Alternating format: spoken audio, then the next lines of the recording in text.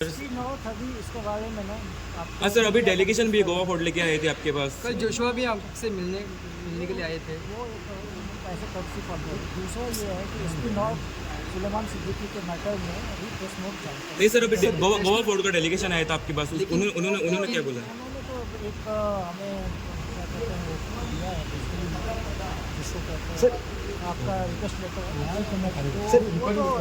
तो वो सिलसिले में आए थे। तो उन्होंने डेलीगेशन के तौर पे मिलके एक उन्होंने बेसिकली एक रिक्वेस्ट लेटर दिया है। तो वो ठीक है, वो डेलीगेशन का सर एक ही बात बोले कि बात सुन लो।